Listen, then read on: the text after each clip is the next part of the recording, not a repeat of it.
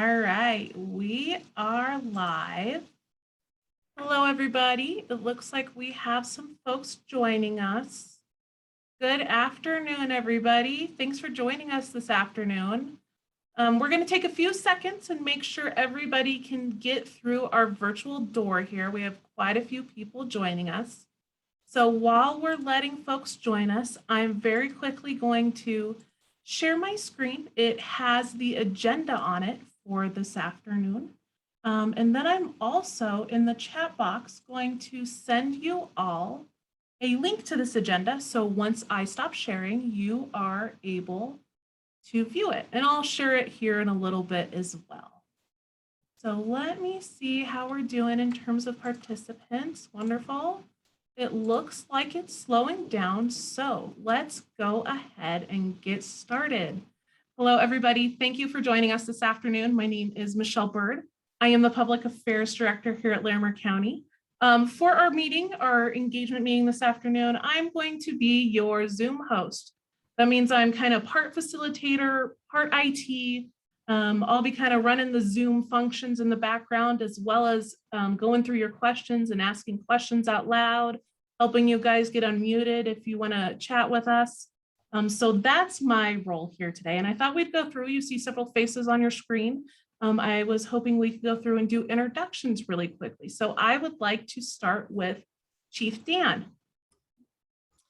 Good afternoon, everyone. My name is Carrie Dan. I'm a battalion chief and acting fire marshal with Loveland Fire Rescue Authority.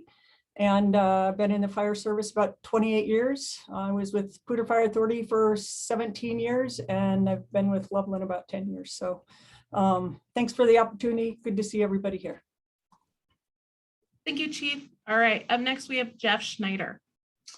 Good afternoon. My name is Jeff Schneider, and I own Armstead Construction. Been in the construction business working for the company since 1991. I'm also the current chair for the Colorado Association of Home Builders and have been past chair for the local Northern Home Builders Association. And I've been involved in the code review with the city of Fort Collins and Larimer County since about 2006. And so thanks for allowing me to be part of this and be part of the group. Thanks, Jeff, for being here. All right, Bob Dean, go ahead. It's Bob. I've been in the fire sprinkler for about 45 years. I've owned Front Range Fire Protection for 37 years. We've done most of our work in Northern Colorado. We do commercial, industrial, residential, and I hope to help you tonight with some answers on cost of what a sprinkler system would cost out in the county. And I appreciate everybody joining this seminar. Thank you. Thanks for being with us, Bob. And finally, we're going to go with Eric Freed.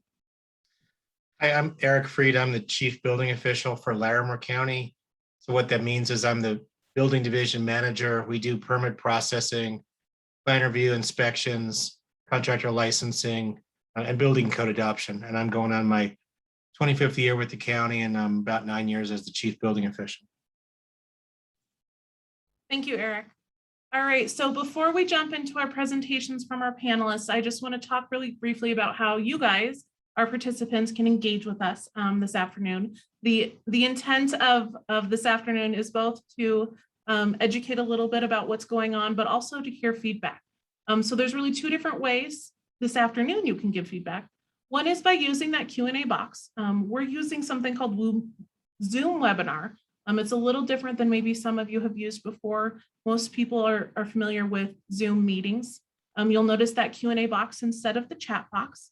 Just go ahead and put your questions in at any point tonight as they come up, or this afternoon as they come up throughout the presentations, and we'll hold those questions till the end. Also, sometimes you just want to leave a comment. You don't necessarily have a question, but you want to express something. Please go ahead and use the Q&A box for that as well. I do pledge to make all of those live as long as there's not cussing or something vile in the comments. The reason we use the Q&A box is so since this is a public meeting, anybody can join us. And I'm sure you all know of Zoom bombings, but when there's a chat, anyone can put a link in a chat and it could infect your computer. It could take us all to sites we don't want to go to or see videos we don't want to see. So that is the reason that we use the Q&A box. And please, again, as we're going through presentations tonight, have questions come up, use that Q&A box. At the end, we'll go through and get through as many questions as we possibly can. If you want to chat with us, that's okay too. We can do that as well. So you'll see a raise your hand feature at the bottom of your screen as well. If you raise your hand, that'll let me know that you want to talk, and I will walk you through the steps of getting you on with us here so we can hear your voice and we can chat for a little bit. And I'll ask folks to raise their hands at the end. We're not going to do questions during the presentations quite yet. So with that, I'm going to ask my panelists, except for Eric, to turn off their video. And Eric is going to start out the presentations. I'm going to stop sharing my screen. Eric is going to start us off and we'll move along through the presentations. And when we're done, I will come back and run us through Q&A. Eric, go ahead. Okay, so first of all, I just wanted to thank all the panelists for trying to do something a little bit different and inform the public about the code changes we're considering so that you can be informed and give us your opinion and we can make the best decision possible. So I asked all these folks who are experts in their field, who have information from a wide variety of perspectives, to talk about various aspects of residential fire sprinklers. I want to thank Michelle for helping co-sponsor this as well. So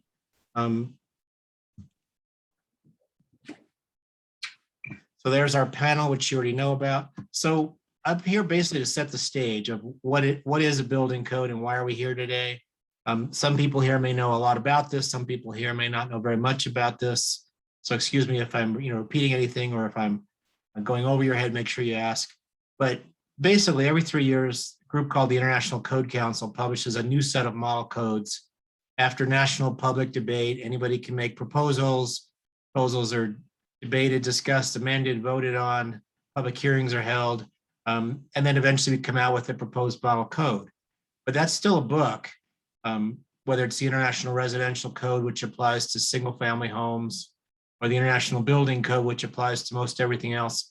It's just a book until it's actually amended and adopted by local elected officials, at which point it becomes the building code in that city, town, or state. So in Larimer County, like in a lot of other places, every 3 years we try to adopt the most recent codes.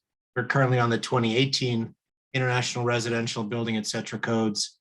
Right now we're reviewing the 2021 codes along with the city of Fort Collins. I'm on the review committee, so is Jeff Schneider, so are other builders, architects, engineers, and we're in the process of going through those codes, which we expect will take effect early next year. So since 2009, the International Residential Code has actually required fire sprinklers. In 2006, there was an appendix that you could adopt. It was optional for fire sprinklers. But then in 2009, that was moved into the body of the code. And here's what the code actually said. It was pretty straightforward. It said for 1 and 2 family dwellings effective January 1st, 2011, an automatic residential fire sprinkler system shall be installed in 1 and 2 family dwellings. Now, just to be clear, the residential code, as I said, applies to 1 and 2 family dwellings and townhouses. Other kinds of residential dwellings like apartment buildings, hotels, boarding houses, dormitories, those are regulated under the National Building Code. And that for a long time has required sprinklers for those sorts of residences, which are more hazardous because there's more people. But as I say, when a local government adopts the code, they can amend it. And sometimes local amendments may actually change the code. And if you go to our building department webpage, www.larimer.org/building, you can click onto our local amendments. They're published there. These are the amendments to the 2018 International Residential Code, for instance. And what we did based on what our Board of Commissioners, the elected officials who have the final say over what the building codes are, what they wanted is we've amended out that requirement for sprinklers in single family dwellings so that it's mostly voluntary. And this is the way our amendment reads. If you remember, the code language says they shall be installed, but our amendment says if installed, an automatic sprinkler system shall be designed in accordance with section P2904, that's the plumbing section of the residential code, or NFPA, National Fire Protection Association standards. We won't get too deep in the weeds between the differences between 13, 13R, 13D. A single family system is a 13D system. And very important, there's always been an exception in the code itself that a residential fire sprinkler system is not required for additions or alterations to existing buildings that don't already have a sprinkler, because that'll be very hard to do. So this is for new buildings. What do I mean by mostly voluntary? We don't require sprinklers for every home built under the residential code when a permit's issued. But, and I think Jeff may cover this as well, when an entire subdivision goes through planning review, you take a piece of land and break it into smaller properties or rezone it or something. During that development review process, we get comments from the fire department and others, and sprinklers may become a requirement if the fire department can't adequately fight fires on the property because they don't have good access, only one access point. Roads are too narrow or too weak, not enough fire hydrants, not enough water pressure. In that case, the entire subdivision may require sprinklers for each home. But again, that's on a development basis. It's not for every home getting a building permit. Also worth mentioning is that in 2009, when the county commissioners voted to adopt the Lyons Fire Protection District's fire code, the Lyons Fire Protection District wanted to require sprinklers for all new homes. And they argued that they're a mostly volunteer district. They have a long response time. The roads are pretty bad out there in the wildfire hazard area. By the time they got to the site, it would be too late, and therefore they wanted sprinklers. And the Board of Commissioners voted to approve that. So in the Lyons Fire District, all new single-family homes do need sprinklers, but that doesn't apply to the other fire districts. Now, where are residential sprinklers required in Colorado? Just to reiterate, it's in the residential code, and you've got to amend it out. So I took this list from the Colorado Fire Sprinkler Coalition. I assume this is accurate. You'll notice that some places require sprinklers, most do not at this point. Boulder County, Louisville, Golden, Westminster, they require it. Some places require it only for townhouses. Those are like row houses, attached single family homes. The theory there being that those are a little more dangerous because you don't have any control of what your neighbor's doing and the houses are right up against each other. And then there's some places that require it when the house gets over a certain size, on the theory being that bigger house will be more hazardous, and if it gets a fire going, it's harder to fight and contain. So what are the choices? The Board of County Commissioners could do any number of things. They could not amend the code at all and leave the sprinkler requirement in place. Presumably, we would take it out for cabins, which don't have often any heat or plumbing, so really couldn't run a sprinkler system. And we would probably, in that case, also take it out for sprinklers in the mobile home parks. But again, that's a policy choice of the commissioners. We could continue to modify the code requirement to say you don't have to put it in, but if you do, here's the standards you use. We could require it for certain kinds of houses. Fort Collins requires it only for duplexes and townhouses. So that's certainly one option because those are some more hazardous. We could do what some of the other jurisdictions do and require it for only large houses over a certain size. If we did that, we'd have to decide what size. We could require sprinklers in certain fire districts. Right now, we require it in the Lyons Fire District. Maybe Estes Valley makes the case that they need fire sprinklers as well. We could decide to require sprinklers in the entire wildfire hazard area. I think most people know that the foothills and mountains of Larimer County have a very high wildfire hazard. We've had worst wildfire in state history last year. And so one argument is that in that area, a fire in a house could spread and burn down a very large acreage and endanger other houses. Maybe those homes should have sprinklers. We could require sprinklers for new short-term rentals, vacation homes, which are more hazardous than a single family home because you've got different people staying there every night who are not familiar with the home. And they're on vacation and they may be alcohol involved, they're having a good time, they may be a little less careful than you'd be in your own home. So those are some of the choices we could, or some combination of this. And that's what we're trying to decide, what to recommend to the Board of Commissioners for sprinkler requirements.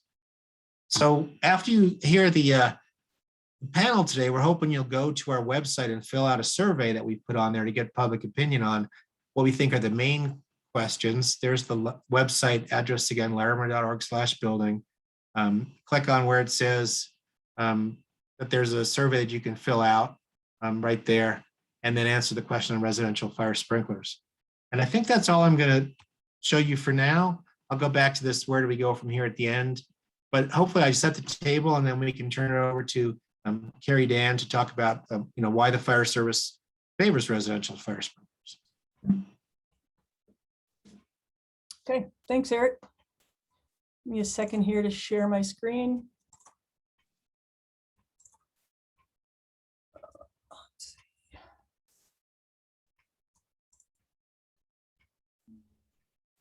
All right, Carrie, just change your display settings when you're ready to go. Okay, thanks.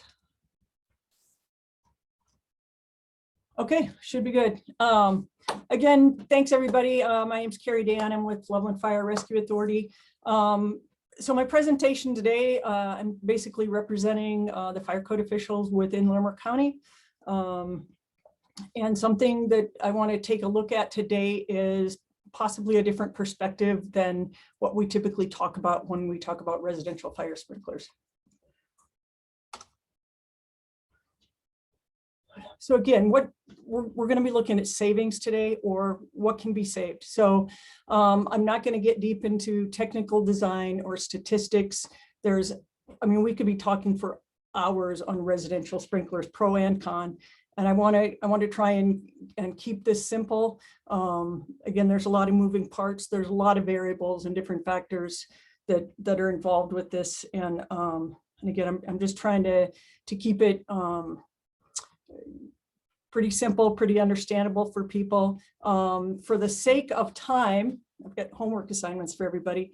So if you're interested, take a look at the legacy versus modern fire video, the sprinklered versus unsprinkled room video. And then there's also a 2017 document out there. There's a benefit cost analysis produced by UNLV for the city of Las Vegas and Las Vegas Fire Department. And it was a large document, a lot of research.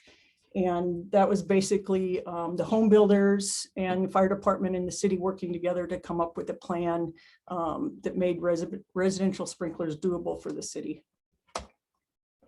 Just a brief history of sprinklers. 1874 was, there's a gentleman in Connecticut who is credited with inventing the first automatic fire sprinkler. It was to protect his piano factory. Back in the 1800s, it was typically warehouses and factories that were protected with sprinklers. And then in 1975, the NFPA 13D that you've heard mentioned, that's the National Fire Protection Association. Then 13 is the sprinkler standard, and the D is for the domestic. So Eric mentioned that a little bit. The intent was to make home sprinklers more affordable by reducing the areas that require protection, so omitting certain areas.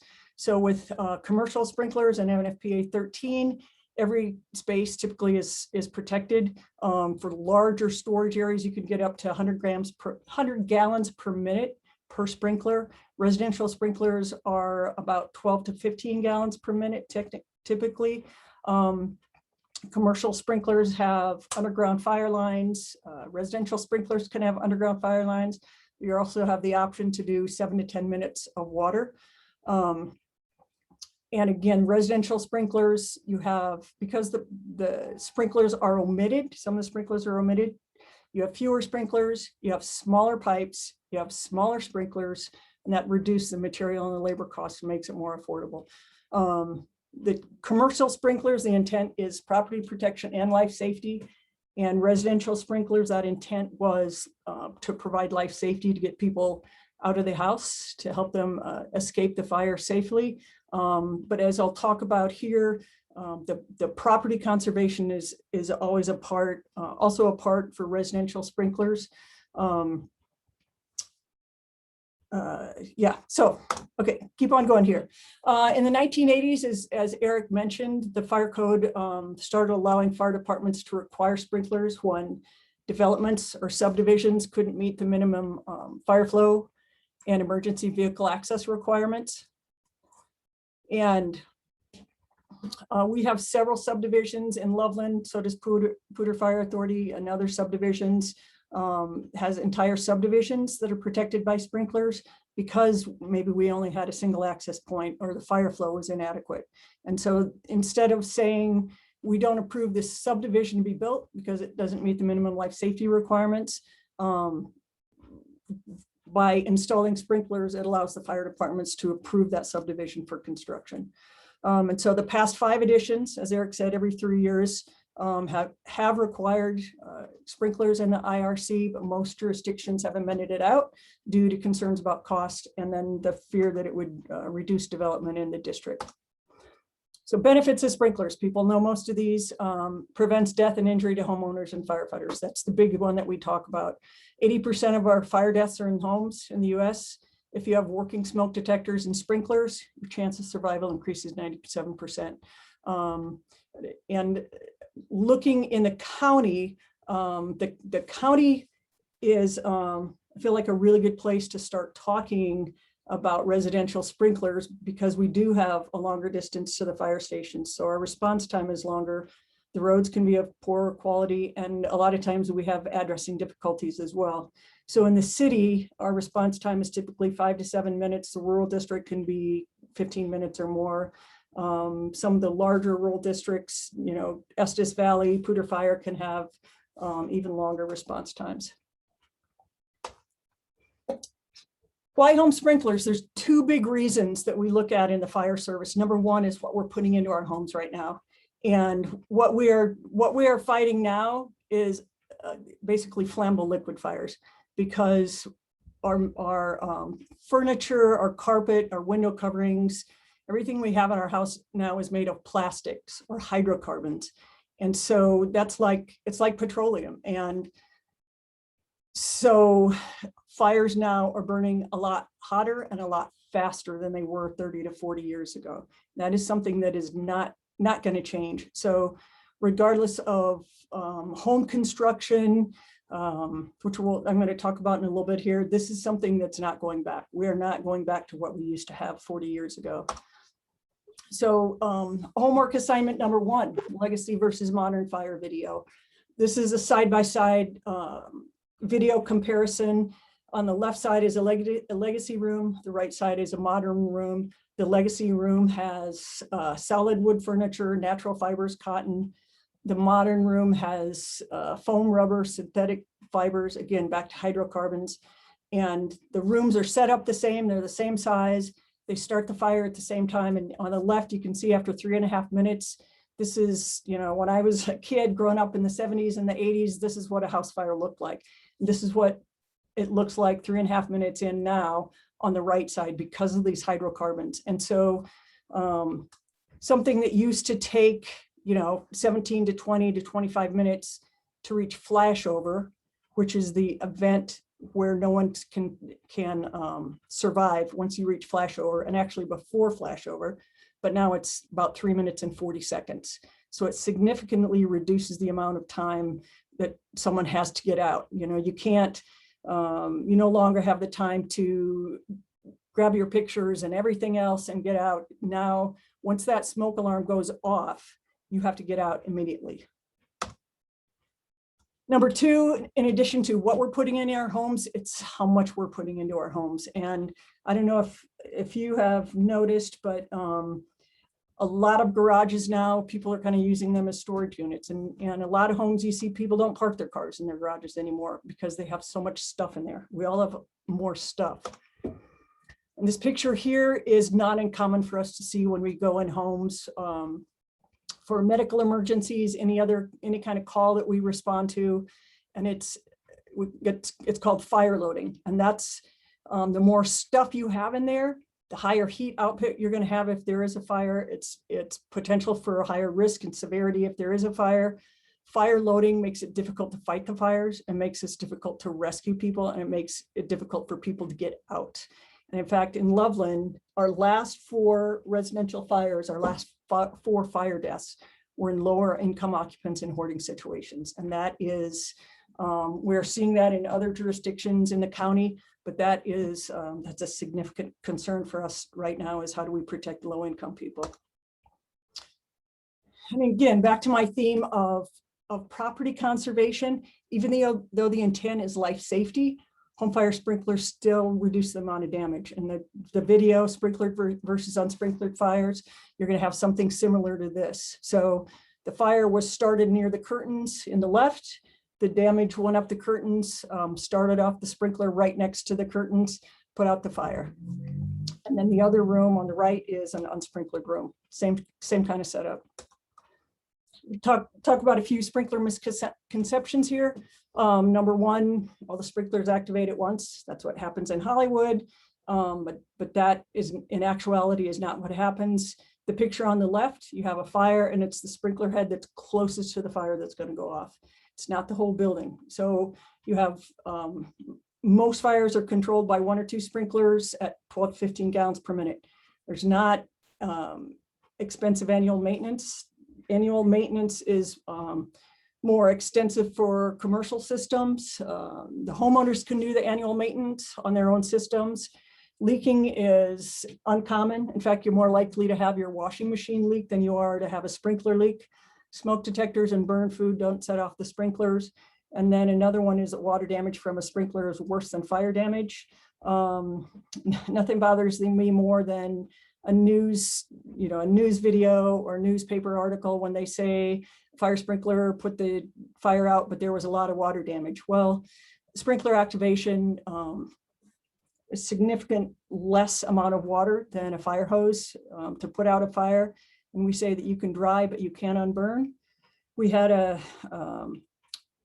residential fire in a multifamily a couple years ago where within 2 days, so a single sprinkler put out the fire, within 2 days, they'd replace the carpet and the drywall and repaint it, and the occupant was back in her room. So another misconception or another myth, newer homes are not necessarily safer. And in fact, there's a lot of things happening right now that contribute to more challenging firefighting. So the open concept, which everybody likes, I like it. My house is an open concept, love it, but it provides more oxygen so the fire grows more quickly. Older homes, the way they were compartmentalized, that tends to limit the spread of heat, gases, and fire. Energy efficient homes are more airtight. So you have the heat that stays in that house, and you don't have the gaps that would tend to let the heat and the smoke out. Lightweight construction is a concern for us, and then solar panels make it difficult for us to get on the roof.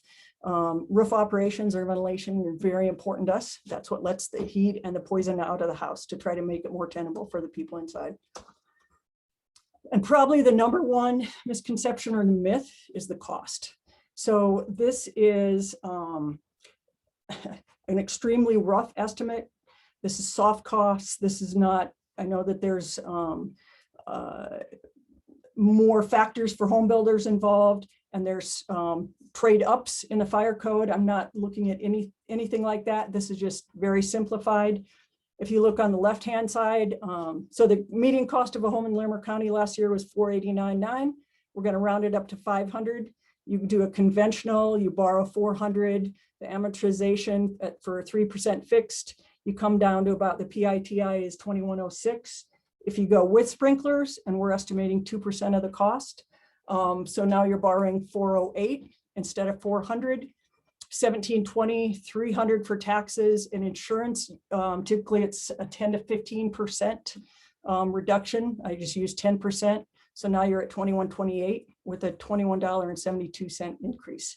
And even if it's $40 or $35 or $50, my point here is a lot of times people think it's hundreds of dollars in additional expense, and that's not the case if you look at the types of homes that we are building here. Okay, and coming down to my final points here, the savings, and something that I feel like we should look at more. We live in a pretty affluent area. Northern Colorado is well-educated, has a pretty good standard of living.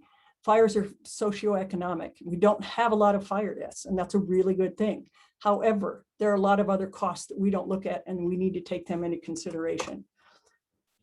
So the fire I'm going to use to illustrate this, we had a garage fire about 4 months ago. It was 3 miles from the closest station. We were on scene in about 6 minutes. It was accidental. The family was in the yard. They were not in the house at the time. There's a heat detector in the garage that's linked in with the smoke alarms in the house. The smoke detectors went off. They were outside the house. They could hear them. And they went into the house looking for fire. They could smell it. They couldn't locate it. They went outside, saw smoke coming from the garage, opened the garage door, called 911. And because of that delay, it's more like what would occur in a rural setting. And you can see here the extent of the damage. There were two vehicles. One was in the garage, one was in the driveway. They were destroyed. There was a vehicle in the street that was partially melted because of the high intensity of heat for this. I'm going to show, this was a bystander video.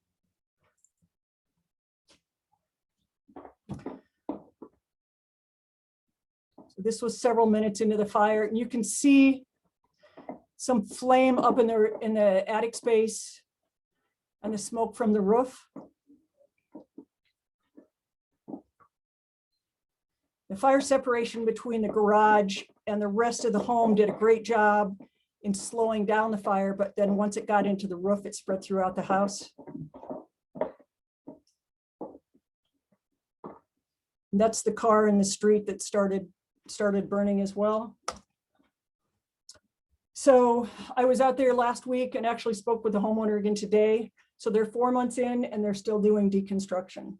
And there was so much damage to the concrete in the garage and the driveway. You can see that they had to excavate the foundation, and now they have to re-pour the foundation. The concrete could only withstand about 1,000 PSI instead of the minimum 4,000, I believe it was. And so they are going back to square one here. And you can see also the whole roof is going to need to be replaced as well. And for the family to find a contractor to do this, basically one renovation, this one rebuild, what was not easy. The contractor told them it was going to be about 6 to 8 months to have the home rebuilt. Right now, because of the concrete, they're 4 months in and they're still in deconstruction, and their insurance coverage their living expenses for 12 months. And the owner is hoping against hope that they finish before then. And he said that the cost to rebuild a house will be more than the $526,000 it cost to build a house in 2016. That is significant to me. And especially when one sprinkler in the garage with the sprinklered house would have held that fire to the garage. There's no question. It would have stopped the fire in the garage. There would have been some water damage, some smoke and fire damage, but they could have repaired that and the family would have remained in the house. They would have been out of the house for a few days. But fortunately, they have good insurance that, at least for now, is taking care of them. So my point in this is I feel we can do better. We can do better than this. And instead of, the home builders and the firefighters and the building folks, people, putting our heels in the ground and not collaborating, that we're at an impasse right now. And I feel like it's not really doing anybody any good, especially when you look at, at somebody like this who's displaced now. There's a lot of different things we could look at, homes over a certain size, maybe we protect people in affordable housing. There's a lot of precedent for reducing fire code design standards. As long as those homes are, as long as those costs are passed on to the home buyers. We could waive or reduce fire department fees for a specified time for the residential sprinkler systems, sprinkle townhomes, as Eric has mentioned, while on urban interface areas. There's a lot of options out there. We don't have to reinvent the wheel. The UNLV analysis, like I mentioned, is exceptional. That could be a great jumping off point for us. And my suggestion here is we work together, come up with something for the 2021 code cycle and then reassess it for 2024. But we have a lot of different options. I feel like if we work together, and it's going to take all of us, the home builders, all the departments in the county, and the water districts. When we're talking about, hey, if we're going to reduce the number of hydrants and reduce the water main size, well, then we need to make sure that the water districts are at the table as well. So this is my last slide here. Our job is to make the community safer. We have an opportunity to do that. We have the technology to do it. And I just feel like we should work together to make that happen. There's my contact information. If anybody wants to get a hold of me, please feel free to do so.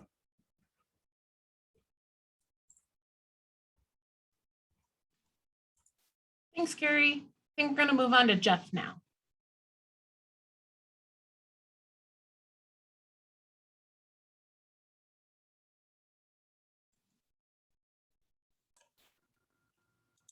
There you are, Jeff.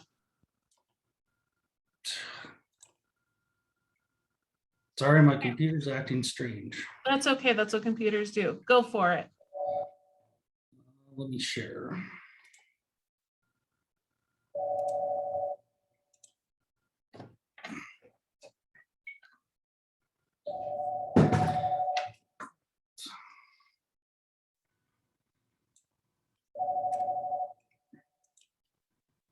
And of course, my phone's gonna ring as soon as I try to start, right? So. Of course it will. So first of all, I just want to say thanks again for the opportunity, and I hope no one feels that this is the home builders against the firefighters or anything else. I've got a lot of friends that are in the industry. I've got past clients. I've got the utmost respect and appreciate everything that the fire department does for us and helps us. And so, first of all, I just want to make sure that that's not, I don't want to tee it up that way, because I think all of us want to work together, and all of us, just have a different perspective and different opportunities to present, just the different facts and what have you. So the other thing too, I want to let you know is the information that I've provided in my slides, which you can see are very generic, because I'm not a technical person doing this all the time and what have you. So are from local contractors and builders in the area. And then some of the stuff is from the National Association of Home Builders for some of the stuff. So to start off, we've all kind of are probably going to have similar talking points. Existing requirements and conditions.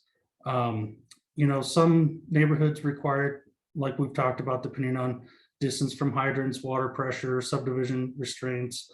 Then we also have the wildfire mitigation requirements for protecting around the house, protecting 4 feet vertically or horizontally around your structure as well too.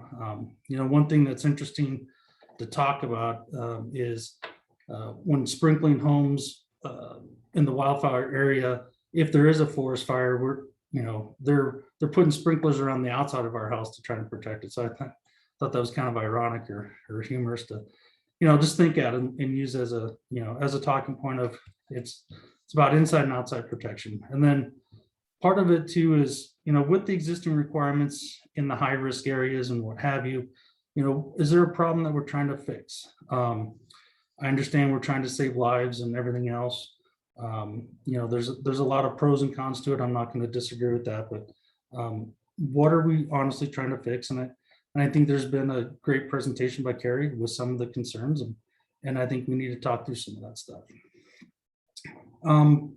Jumping into the P2904 system, some of the concerns that we have are because none of our local licensed plumbing contractors, even though they will not design the systems. They do not want the liability, the risk associated with designing that, since they're tying in and there's a life health safety aspect of it. So every system that I've installed and other contractors installed, we've used Uponor in the past, and I know there's a couple different manufacturers.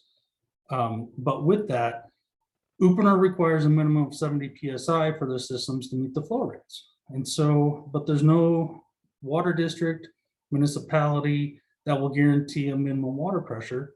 So sometimes we're taking a risk to say, are we going to really have that 70 PSI in order to have the 2904 system work properly in case something were to happen?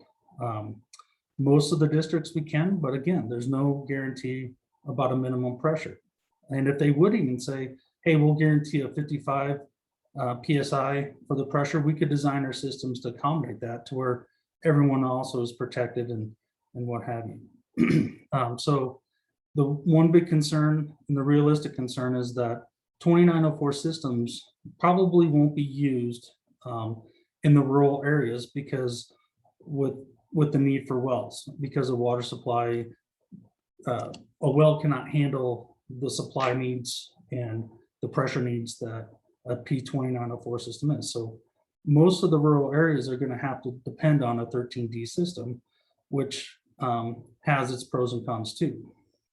Part of the other concerns is when you modify or touch that plumbing system, the whole system has to be reviewed by whoever designed it to make sure that we don't have to do anything different.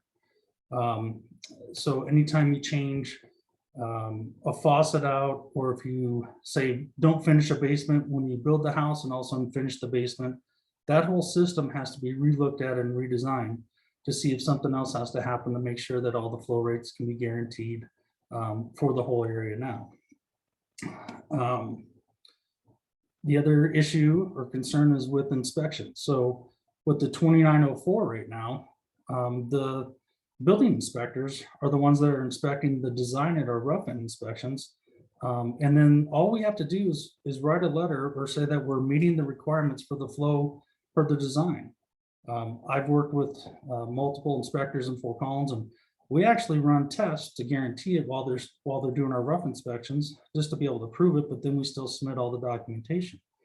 And so, you know, it's a little bit of a concern for me that, you know, when we do standalone systems, the fire department's involved, and I think they should be. They're the experts in the system, but unfortunately 2904s are tied into your water, drinking water, or residential domestic water system. So so the question that came up for me was, if we're going to look at doing a 2904 system, or we're looking at doing additional requirements, is the city available for the staffing and the resources to handle the extra workload on the inspection time?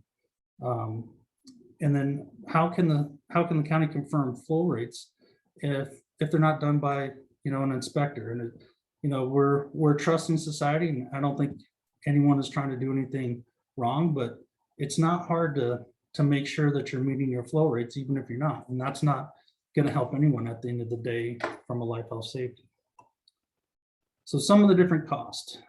These are all costs talking to builders, and I'm sure Bob's going to have some better documentation too, but these are a standard home or a more standard home. You can see for 2904, the cost for a custom home, entry-level townhomes, and then custom design. A lot of the reason why there's a difference in cost is because of design. The more features and arches, ceiling heights, obstructions, everything else, obviously it's going to cost more because we're adding more heads. We're trying to keep the system within the habitable, or the energy envelope of the home. So we're not running them through attic systems. So we're trying to keep them within the energy, or the envelope of the home that's conditioned space. And so, as you can see, it's not, you know, and I respect and appreciate the University of Las Vegas, but reading through their whole report and going through it all, it's just not a straightforward answer. There's so many different factors that are involved that can change the different costs, as you can see with just this. A 13D system, I'll be honest, I haven't installed a 13D system personally for about 12 years now in the county, just because of just haven't had the need based on what we've been up to. But so it's the most common system because it has, you know, the tank and the tank and the pump system to be able to handle what's needed for the design. Talked to a guy that just finished up a home, and his cost was about $12.88 a square foot for a 13D system. According to the manufacturers and everything else, they do have to be maintained and inspected annually.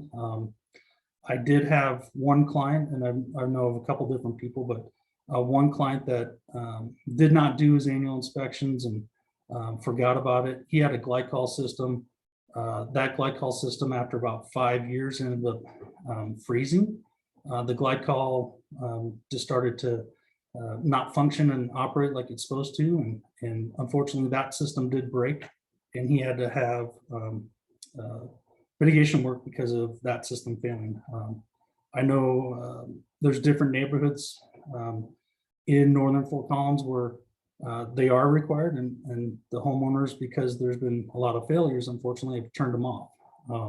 So again, it's about education and maintenance and the annual inspections, and that's another something that we just have to talk about.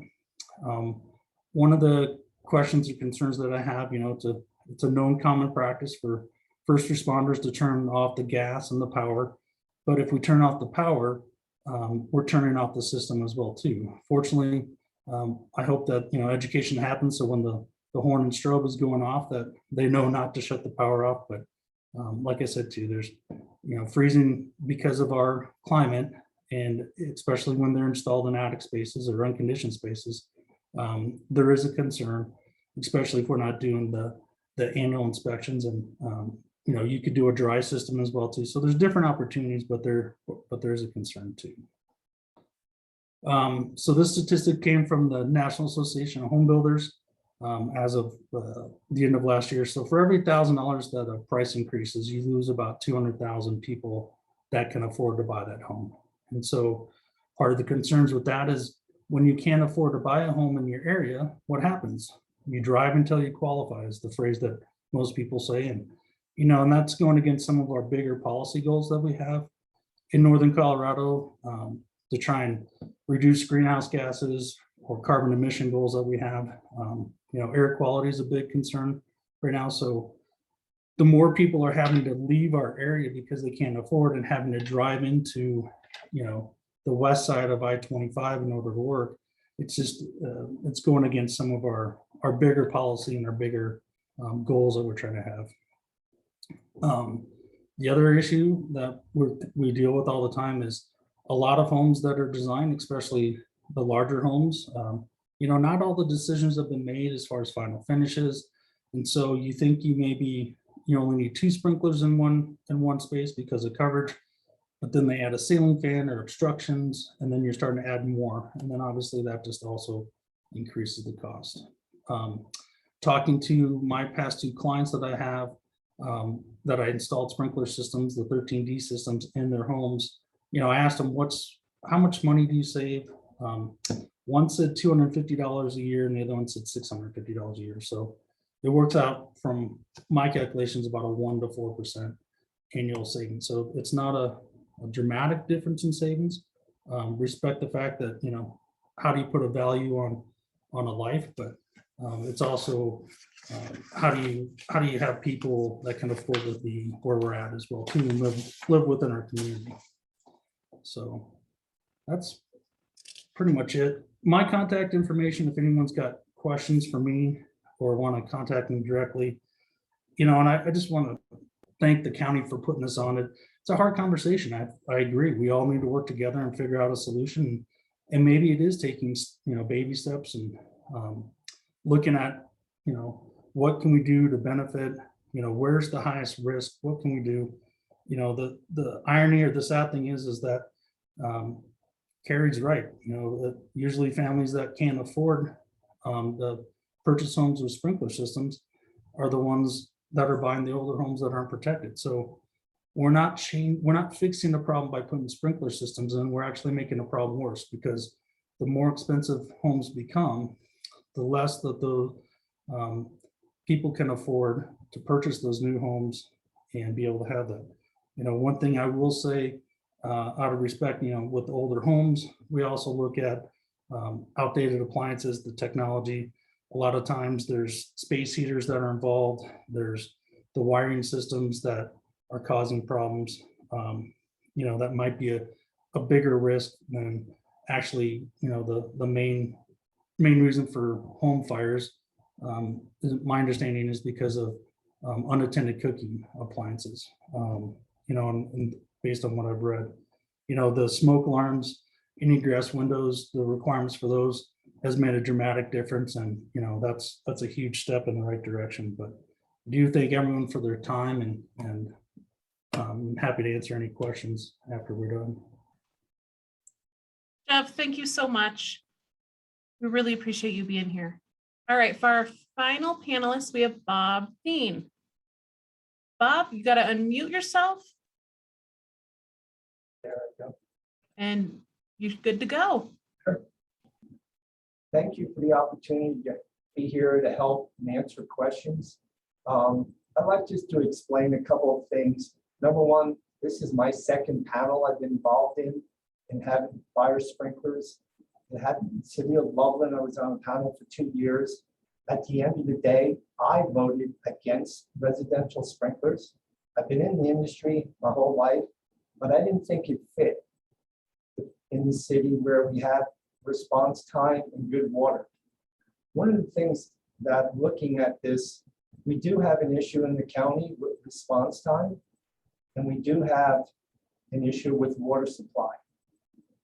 I'm going to start with water supply. We're going to build residentials in the county, I would agree with Jeff, you would not be using a 2904 system. You probably would be going to a 13D system. And my recommendation would be you probably go to a pump and tank.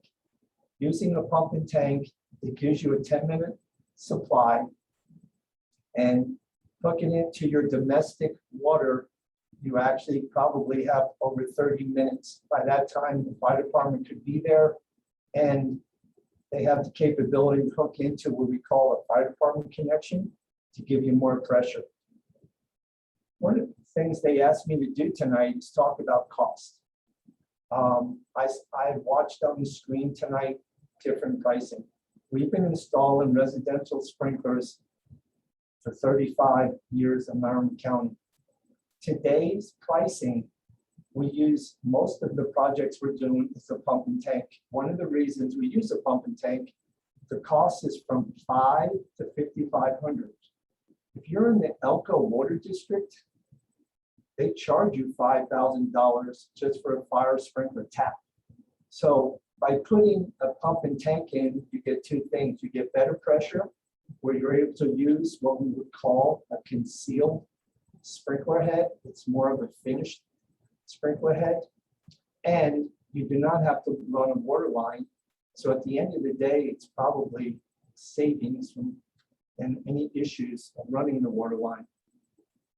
Sprinkler costs can go anywhere from $2.50 a square foot up to $450, $500. It is based a square foot. Excuse me. It is based off the higher cost. If you have vaulted ceilings, it takes a different type of sprinkler head and more pressure to spray that area. But we were doing a lot of custom homes, and I did some calculation here. A 3,600 square foot home is going to be done with a pump and tank in the 25 and up to 30,000 the most. It's not $12.88 a square foot. That I saw that Jeff got some information, and I know Jeff, you got that from somebody else. The cost of sprinklers are not at that price range. One thing you do with fire protection, you come and install the sprinkler system after you set the light boxes and the fans, and you sprinkle to it. Most of our industry is a square foot cost. So when we give an owner a price to do a house, that's a finished price. And there's I don't know, anytime we've gone back and got change orders that got cost extra money later. I will agree with Jeff, you're going to have a hard time using a 2904 system. Number one is it's tied into your domestic, and you have a pressure reducing valve on that. I've inspected numerous systems. From my point of view, I have not seen one that works. You need 13 gallons per minute out of 2 heads. And the most that we've ever seen is 7 on a commercial, on a 13D system. Most heads, when you're spacing 18 by 18, you need 16 gallons. And that's pretty easy. You usually have a 450 gallon tank. Looking at this from my point of view, I think response time needs to be looked at in different parts of the county. And I do believe you have to look at the water supply. There are parts in the county that we have fire stations that are close. So we have a big county here. I've lived in the county for 40 years. I've built numerous houses, owned numerous properties. And most of the areas we built in have good water supply, which is Little Thompson water. But I'm sure when you go up the Buckhorn, you go to different places in the county, you have a different situation. And looking at this, we have to think of our neighbors. If we have sprinklers more, and I'm talking up in the rural areas, we have sprinklers in a house and there's a house fire, the chances for that to spread to the neighbors and cause another wildlife fire is very slim. So there's a lot of things I believe we all have to look at.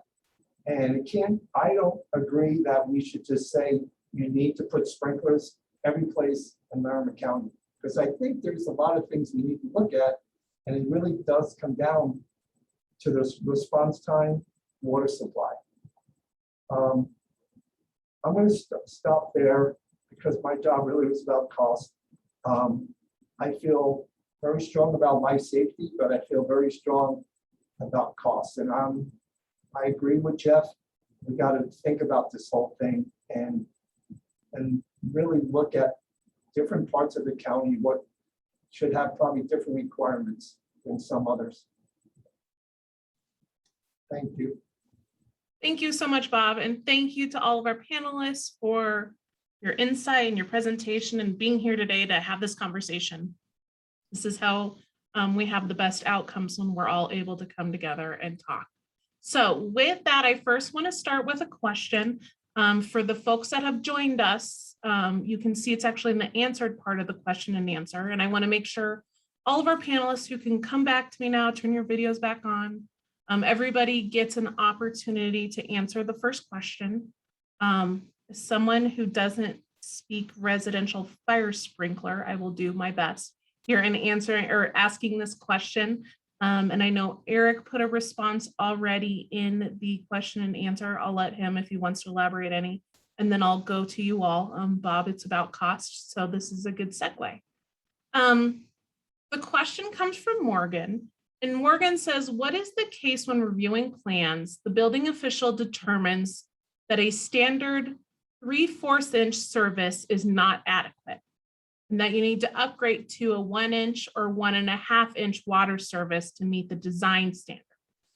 That increase is going to be much greater than $10,000. It is often more around $40,000 to $50,000 plus the cost of sprinklers. So the increase in price of a home is closer to more to $50,000 to $60,000. And Eric, I won't read your entire response, but if you want to summarize it, that would be helpful. And then I'm also going to put in the comments, we had another staff member have a response that they put in there as well. I'm going to type that in the comments, but Eric, please go ahead and elaborate a little bit. Yeah, there are options. I agree that if you did have to upsize the water line, that could be a significant cost beyond the sprinklers. But as one of my staff members who used to do a lot of our E2904 plan reviews pointed out, that with a tank and pump system, that's going to give you enough water that way that that's an alternative to upsizing the water line. So you could put that in, and Bob has said you could put it in for, I think you said roughly $5,000, rather than going from the 3/4 to the 1 inch. And with the P2904 system, the theory of that is you're using your residential plumbing system that's already running water to your shower and your sink and your washer and dryer. You're not running a separate line, but when there's a sprinkler and it calls for water to that sprinkler head, the water goes there. So the theory is you don't really have to upsize the water line because you've got the water running to the sprinkler. You'll probably never use it. Hopefully you'll never use it, but when you do need it, it's already there. So I don't see a lot of cases where it should cause another 40 to 50,000 increase because you put the sprinkler in. Can I answer that, please? 90% of the water districts in northern Colorado do not charge for an upgrade.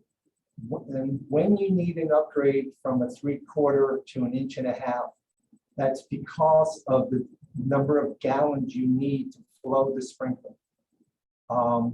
If I'm going to use, and I did say to you before, the ones I do know is Little Thompson Water, and that is a $5,000 tap. Okay, but if you're working in Fort Collins, Loveland Water District, in most districts, and I don't know some of the districts in the county up north, I'm not familiar with them, but most water districts do not have a tap fee, so you're not paying an 1.5-inch tap fee or a 1-inch tap fee. If you're bringing in a service for fire sprinklers, you should bring in a minimum of 1.5 inches, and then you can do whatever you want to do with the upgrades or the type of sprinkler head you want to use. Thank you, Bob. Jeff, go ahead. Yeah, so just, for example, in the city of Fort Collins, a 3/4 inch water supply line, when you get to the meter, it actually reduces down. So there's been a big conversation about, is it a 3/4 continuous or is it actually 5/8 at the meter? So we've had that conversation over the last how many years, because again, Uponor requires a minimum of 3/4 of pass through in order for their system to work. So right now, Fort Collins, as an example, does not charge if you have a dedicated fire line or tap for fire line. But the concern that has been brought up that we've kind of overlooked a little bit is if you do need to go from a 3/4 inch tap to a 1-inch tap in order to take care of the system for the design, the additional cost that would be. So no one's pushed that envelope yet in Fort Collins area as far as the requirements of that, or if they would charge or not, because it is an additional tap size and potential extra water usage for that residential property. The other thing I will say too, Fort Collins Loveland Water District is trying to only provide one lateral for 2 houses now. So they're only supplying one lateral, and we're wiring off to go to each home side by side. So that again is another concern for the reducing of the flow rate going through the 3/4 inch tap when there's only one lateral instead of having a lateral for every individual property. Chief, go ahead. Sure, thanks. Yeah, I wanted to kind of echo what Bob said about most water districts don't charge for fire lines, whether it's residential or commercial. There's no charge for that. And but probably, well, in my 10 years at Loveland, I've seen maybe 3 or 4 homes with a dedicated fire line. Most of the time it's tank and pump. I know that Little Thompson Water District charges, I believe it's $75 a year. They're a subdivision, $75 a year per resident to go and inspect a backflow device from the fire line back to their municipal water system, because they want to make sure that the sprinkler system water is not coming back into their system. So that's the highest maintenance cost that I know of. And also I just wanted to say, the talk about Fort Collins Water with the meter and the size, those are exactly the type of topics, that Jeff brought up, the type of topics that we need to talk about and come to some answers and resolve, how are we going to deal with this? And can we get all the water districts on board? I wasn't aware that Elko charged that, but, for the amount of residential sprinklers they have, could we really just look at making it a level playing field and trying to reduce the cost?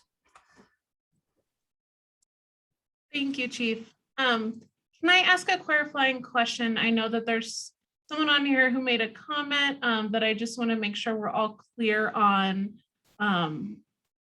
what this means. So if I'm correct, and if Richard, who left the comment, is correct, cities currently charge, what he says is cities should only charge for the actual cost, of the larger meter, not because they assume the water usage will be higher. Can someone, I think you guys were hitting on this, but clarify in layman's terms one more time for me. Well, I guess I can say, talking with discussions with Fort Collins Utilities, their concern is that, yes, we need to upsize because of the sprinkler requirement, but that also gives the opportunity for that resident to use more water. So it's kind of that double-edged sword of, yes, there's the need, but then it also allows for that extra usage, especially when everyone now is trying to conserve and look at better ways to conserve water and what have you. So it's a tough conversation to figure out and get all the municipalities on board to work through that. But my answer to that is, we'll start with Loveland. I don't care. Most mortar districts have a 3/4 tap for your home where they put a pressure reducer on in the pit. And then they go ahead and you can ask them for a 1-inch or 2-inch for the fire sprinkler. I don't know about Elko. I've heard different things. I haven't done too many problems, but outside of Elko, a lot of them let you bring in 2 lines. And if that's the most economical way of doing it, that's an opportunity. One thing you cannot do is tie in the 2904 system to a pump and tank. That's only being used when you're doing the 13D system, not the 2904. All right, thanks, Bob. I hope that clarified. So we do have someone who has their hand up. So again, folks, don't be afraid to put questions in the Q&A or raise your hand. But Frank Thies, I think you say it Thies, you should now have an unmute button somewhere at the bottom of your screen. And if you hit that, you should be able to talk to us. Can you hear me? We sure can, Frank. Go ahead. It's pronounced Tice, and Hi, thank you. that's all right. I'm the president of the Estes Valley Contractors Association, and I also was the president of the Fire District Board here for a few years. So I just wanted to report that the comments I've heard from contractors, it's not my view, but comments I've heard, getting several that are saying, well, this is the nanny state, and how many people have really died from house fires or were saved by sprinklers, and it seems like people should be responsible for their own safety. They shouldn't be forced to have sprinklers. That I'm hearing a lot of that kind of chatter, and I'm sure that will continue. And not that it's right or wrong. I'm just saying we're hearing some of that. We're also having the trend here of, as everywhere, but especially Estes is bad in terms of trying to build smaller to create affordable, more affordable anyway, houses. And the smaller you build, the more per square foot it tends to be. I'm building 2 800 square foot houses, which here they're called houses. Most places they'd be called cabins. And the fire marshal would like me to sprinkle them because they're a little more than 1,000 feet from a hydrant. And I just got the quotes, and they came in at $7,500 each. But with the other ancillary costs, that's just the sprinkler. And I think they gave me a very good quote, but it's probably going to push up more like to $10 a square foot when all is said and done. And that is coming in more like the $12 a square foot. It is a right around 2% additional cost. But when we're trying to keep costs down, it's 2% a lot. And you're trying to sell these houses to working people for $500,000 or less, which is hard to find anything new or especially used even up here for that price. But adding 10 grand to the price can eliminate a lot of potential buyers. So I think there should be a discussion about looking at house size and whether that matters. Certainly an 800 square foot house, one can get out a lot more quickly in most cases than in a bigger house. And we also had the joy of being evacuated last year and almost having catastrophic fires in Estes Park itself. So we're all hyper aware of that. And at least my personal input has been that we ought to definitely look at adopting the wildland fire code restrictions and restrict new construction more in the WUI. So looking at size, maybe the people who tend to buy the less expensive houses are going to be the ones that are on a tight budget, and they're going to be the ones who turn off the system because the first time they think they have to pay money to maintain it or worry about it freezing in the winter. So I think those are things that need to be considered. That's all I got. Thank you so much, Frank. Do any of my panelists have something they want to say in response to Frank's comments about size? Eric, go ahead. Yeah, that's certainly one consideration that, we could require sprinklers based on a certain home size. I think Carrie referred to that fire code makes a distinction at 3,600 square feet. That's not a magic number. Berthoud Fire Department for several years wanted homes above 3,000 square foot sprinklered. So we have had a precedent for that. Also, just for those who might not know, the WUI, and I'm guilty of acronyms as well, that stands for the Wildland Urban Interface Area. So where you build your hills outside of town, you build your homes outside of town, in the forest, in the edge of the forest, that's the WUI. But looking at Estes Park, it's an interesting case because the whole area is in what we consider the wildfire hazard area. But obviously, if you build in town or even outside town limits, let's say in Carriage Hills, there's no forest around, so there's not a high wildfire danger right there. Then you've got places like Windcliff, which is right across from the YMCA. Those are beautiful houses, very big houses, and you got to go up a very steep switchback road. I don't know how you get a fire truck up there. One could make an argument that maybe in Windcliff it would be appropriate to sprinkler those houses because you're not going to have a very good response time there. Whereas in town on the flatter lands near a fire station, maybe it doesn't make sense to require a sprinkler. Thanks, Eric. Any other panelists want to respond? Carrie or Chief? Yeah, I'll jump in. Just a couple of things. The 4 fatalities that I mentioned, our 4 most recent fatalities, were all in about 900 to 1,200 square foot homes. And again, that goes back to the housekeeping and the hoarding and the fire loading. One of the folks who died 2 years ago in our double fatality actually was on oxygen, and he was severely impaired to be able to move out of the house. And so size of the house, I definitely agree with Frank, should be a consideration. But there's a lot of times, and like I said, there's so many variables. We can what if this to death. And that's why we just need to work together and come up with some ideas here.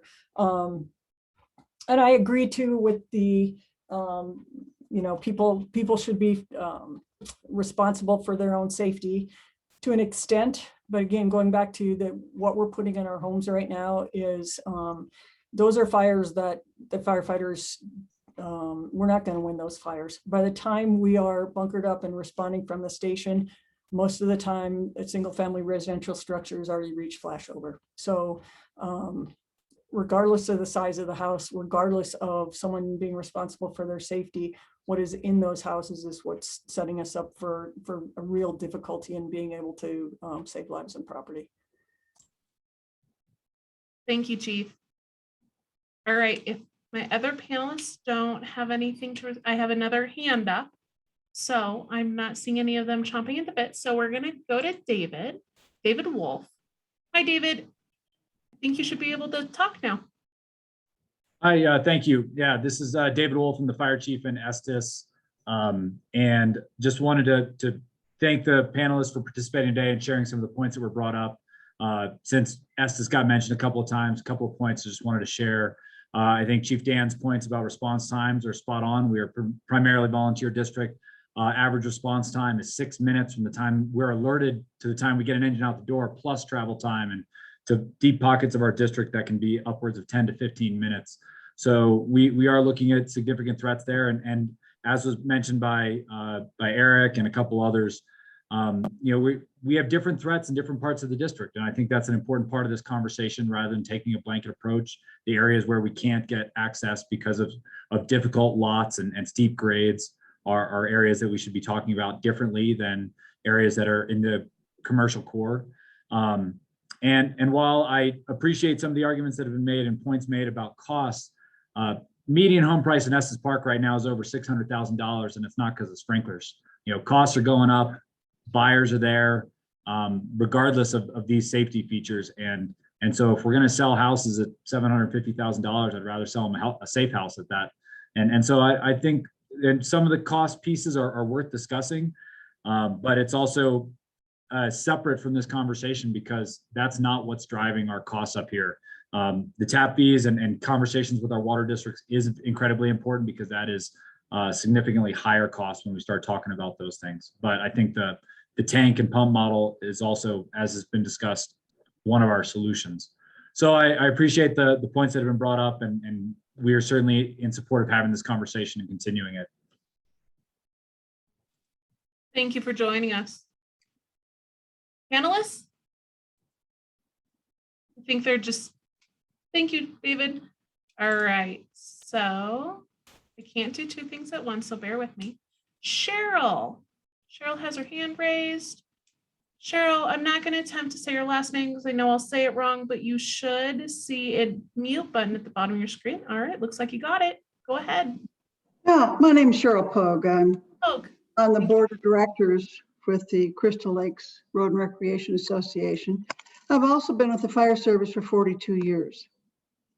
I used to be a strong proponent of sprinkler systems. However, there are some applications I'm questioning the cost and the maintenance of. Like, we have a lot of folks that build, they're weekenders and they shut down for the winter. They're going to shut down their electricity and their systems. How are you going to account for that?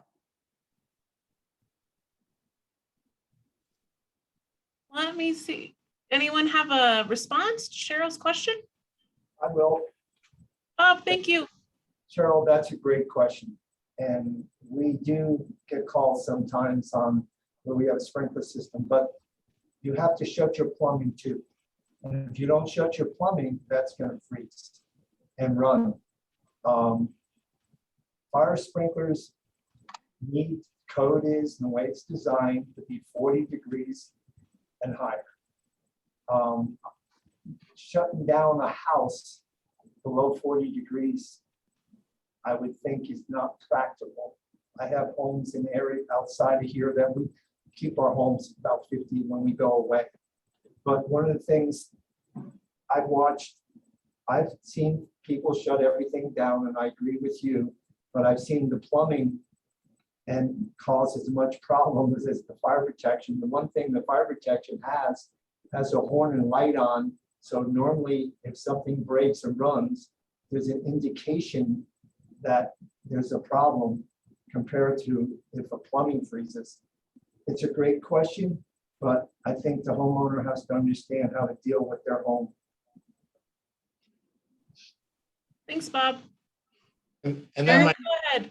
Yeah, I've got more to ask on that, go because ahead. when you have a cabin or a home up at that elevation, many of us have designed a home to drain the systems. So in the winter, we may keep the furnace up for a minimal level, but not at a point. 50 degrees isn't enough up there. We need to go at least 55 if you're going to keep any water in your lines. And so with that, we have people that are gone for 6-7 months at a time. They are going to shut it down. So to me, the cost efficacy is not there. Thank you, Cheryl. Eric, go ahead. Sure. Do you know what's the response time at Crystal Lakes? Has their own volunteer fire department, I believe. 15 to 20 minutes. I was going to say one of the other ways we could make a distinction is with cabins versus homes.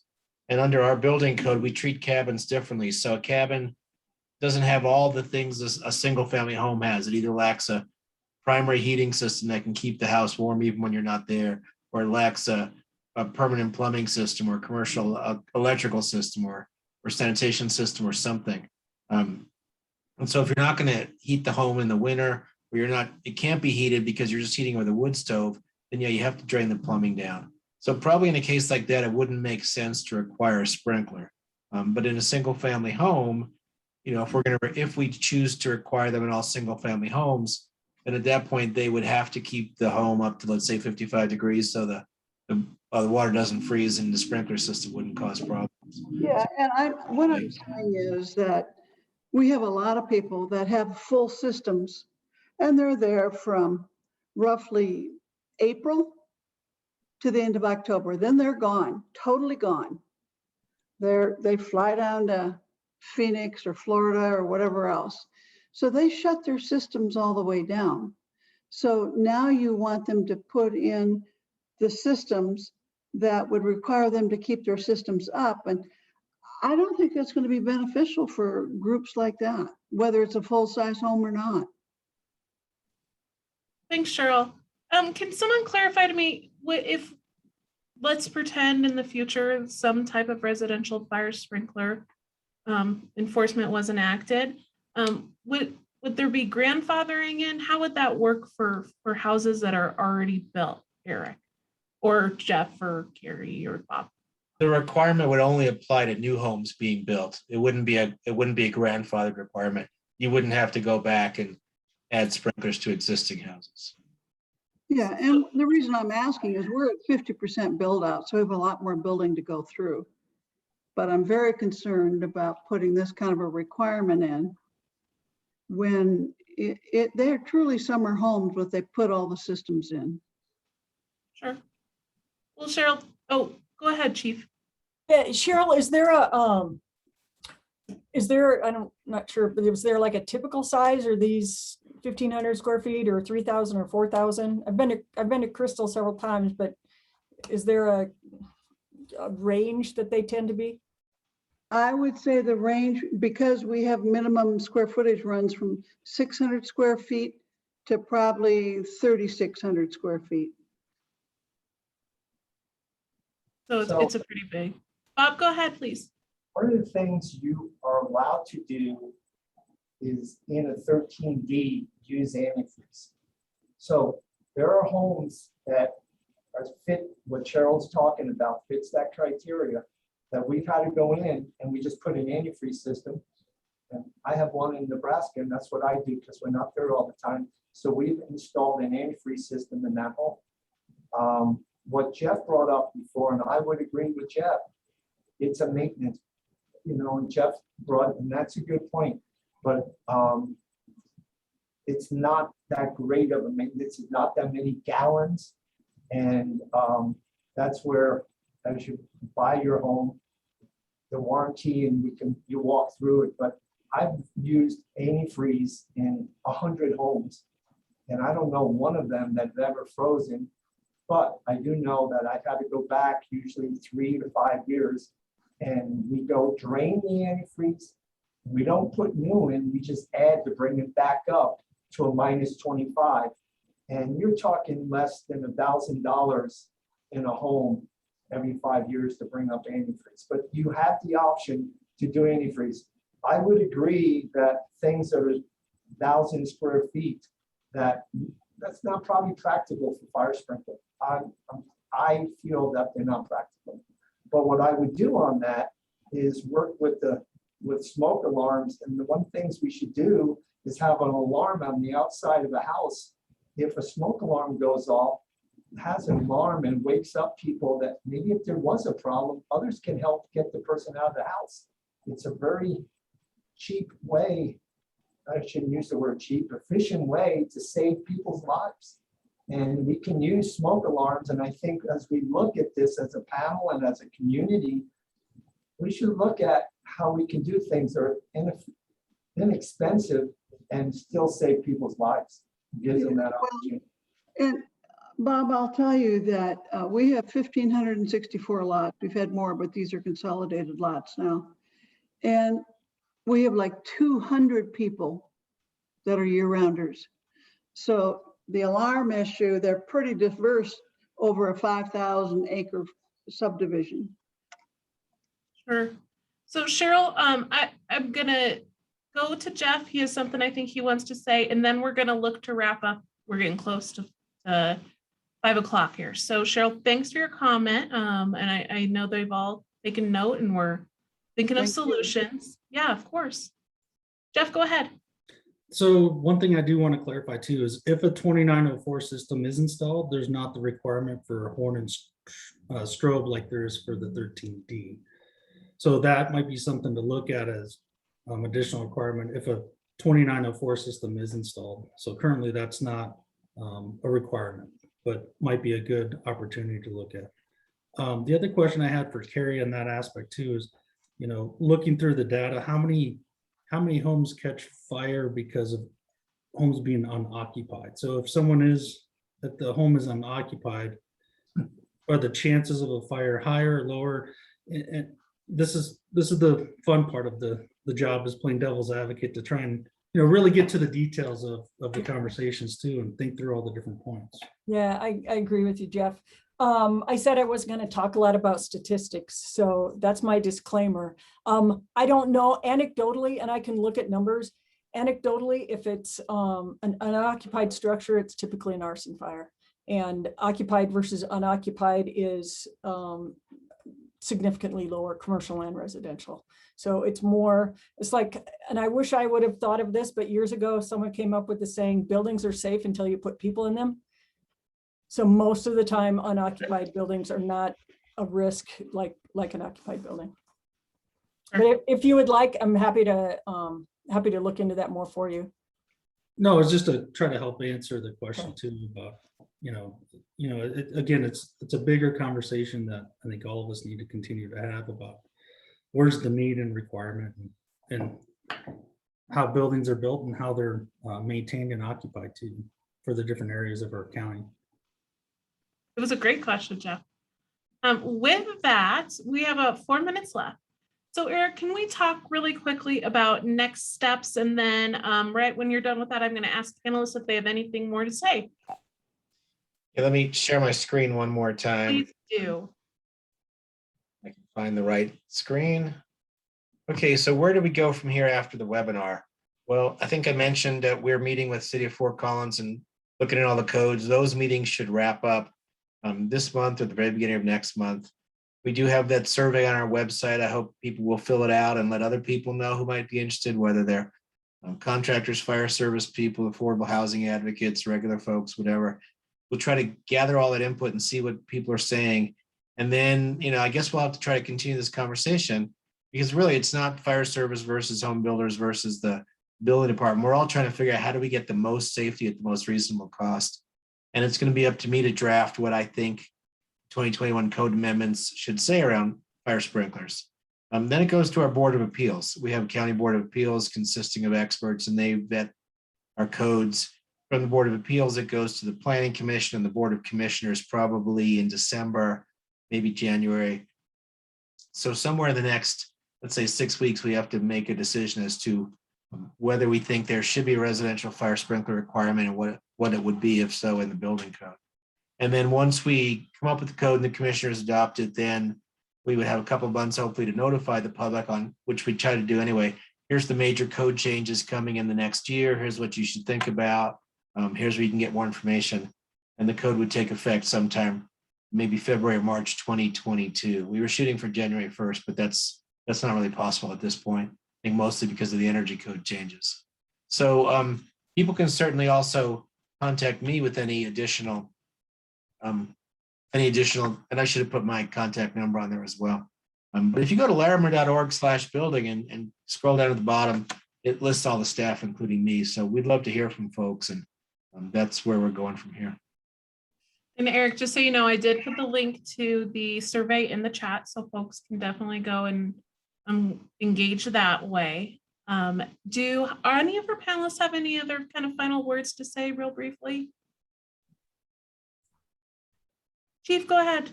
Just thanks for the opportunity. I appreciate it. Jeff, it was great to meet you. I've seen your name through the years, but never seen you in person. Well, it's not really in person, but I've never had the chance to meet you. So it was good to meet you.